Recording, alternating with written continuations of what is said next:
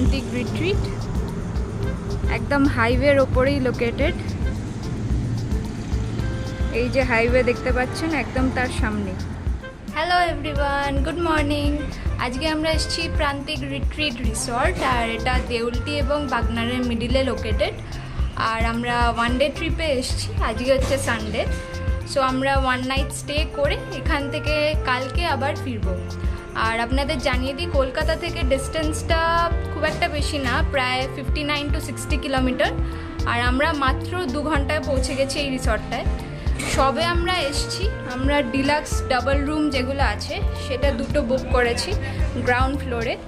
এগুলোর প্রাইস আপনাদের 2800 plus GST আছে। তো চলুন আপনাদের দেখিয়ে দিই ঘরগুলো কেমন। এটা হচ্ছে আমাদের রুমস।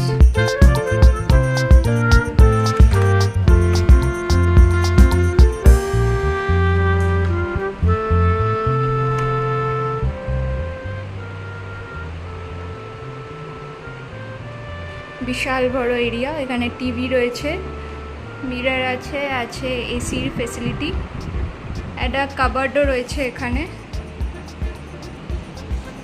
একটা মিনি ফ্রিজও আছে, ভেতরে যদিও কিছু নেই। 2টো টাওয়েল রাখা কি সুন্দরভাবে ডেকোরেটেড হার্ট শেপ করে। আর দেখুন জায়গাটা অসাধারণ লাগছে। বাথরুমটা দেখিয়ে দিই আপনাদের।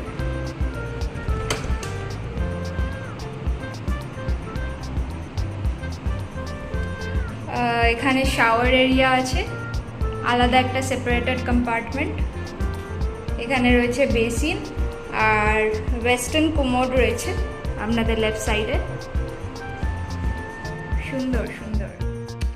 আচ্ছা, আমাদের এখানে দিয়েছে একটা শ্যাম্পু, একটা ময়শ্চারাইজার, একটা শাওয়ার জেল, এখানে আছে সোপ, আর টি, সুগার, মিল্ক, এগুলো হচ্ছে ব্ল্যাক টি, হ্যাঙ্কাচিফ, আর একটা ইলেকট্রিক কেটেলও আছে এখানে। এটা ডোরবেল, সুন্দর, বেশ সুন্দর। এটা হচ্ছে সোফা কাম বেড। এটা হচ্ছে নিউ বিল্ডিং 2টো। সো নিচের রুমসগুলো ডিলাক্স ডাবল বেডরুম, আর ওপরেরগুলো ফার্স্ট ফ্লোরে উইথ ব্যালকনি। নিচেরগুলোর ভাড়া হচ্ছে 2800 প্লাস জিএসটি, আর ওপরেরগুলো আই গেস 3200 প্লাস জিএসটি। জায়গাটা খুবই সুন্দর, সামনেই রয়েছে গার্ডেন, তার পাশে সুইমিং পুল আছে। সুইমিং পুলে আমরা একটু বাদে নামবো, তো আপনাদের দেখাবো তখন।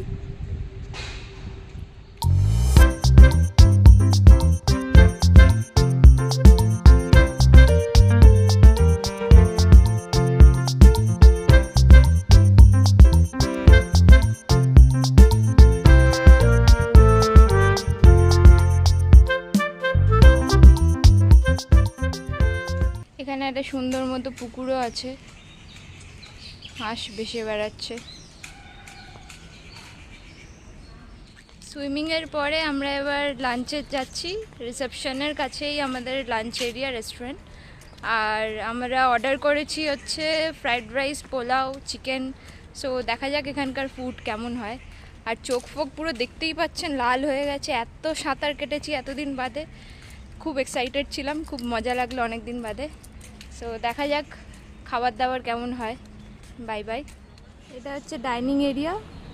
সো আমরা ঢুকবো এবার এর ভেতরে।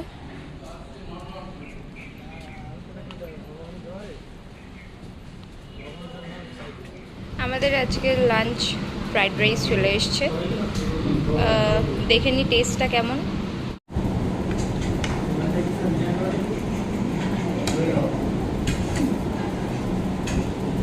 টেস্টটা খুবই ভালো। চিলি চিকেনটা দেখা যায়।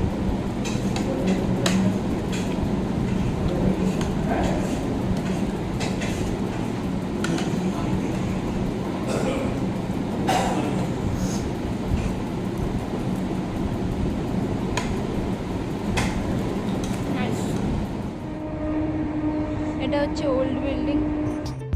এই বিল্ডিংয়ের রুম ট্যারিফগুলো নিচে দেওয়া রইল।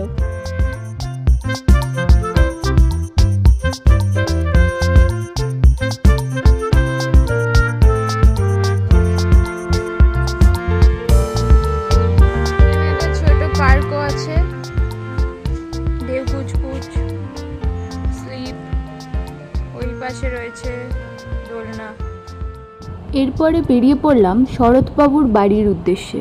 শরৎচন্দ্র কুঠি হল রাজ্যের হাওড়া জেলার অন্তর্গত সমতাবের গ্রামে অবস্থিত। শরৎচন্দ্রের জন্ম হুগলি জেলার দেবানন্দপুর গ্রামে। শরৎচন্দ্র সমতা গ্রামে এই বাড়িটিতে থাকতেন। তিনি স্থানীয় জেলে ও ধোপাদের সঙ্গে মেলামেশা করতেন বলে সমাজে তাকে এক ঘরে করা হয়।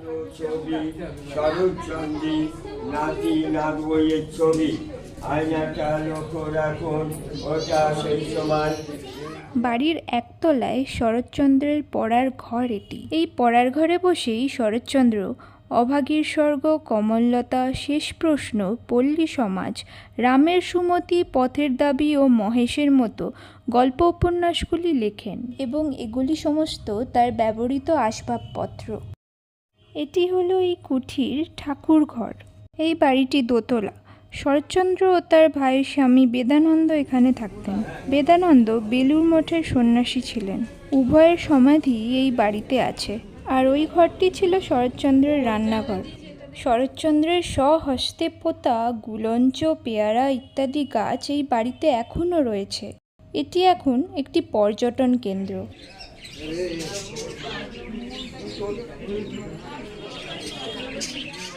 শরৎচন্দ্র হয়তো এই বাড়ির এই বারান্দা থেকেই দাঁড়িয়ে দূরে নদী যে দেখা যাচ্ছে সেই নদীকে উদ্দেশ্য করে কতই না রচনা করেছিলেন। এখান থেকে রওনা দিয়ে আমরা এবার গেলাম নদীর ধারে। রূপনারায়ণের পাশে বসে সূর্যাস্ত দেখার মজাই আলাদা। সে এক অপরূপ সৌন্দর্য। তারপর আবার ফিরে গেলাম আমরা রিসর্টে। এখন আমরা একটু ইভিনিং ওয়াকে যাচ্ছি। এর পাশেই হচ্ছে সুইমিং পুল। আমরা আজকে সকালে নেমেছিলাম, এখন কেউ নামেনি, দেখতেই পাচ্ছেন।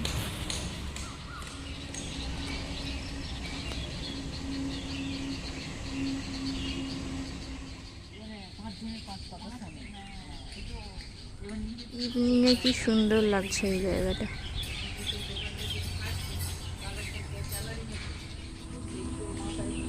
বিশাল বড় মাঠ আছে এখানে, আপনারা চাই।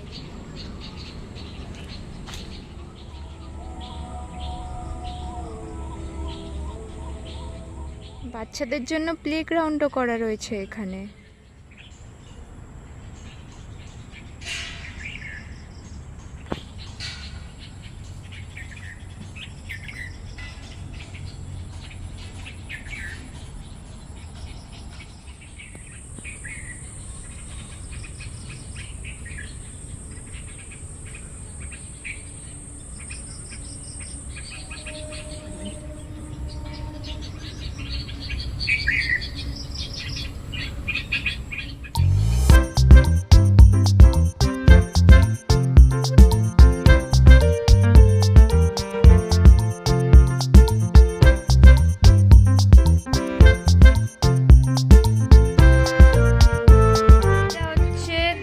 চিকেন, আর এটা হচ্ছে চিকেন ভর্তা, আর এটা হচ্ছে সুইট অ্যান্ড সার চিকেন, আর এটা রুটি আমাদের ডিনার আজকের।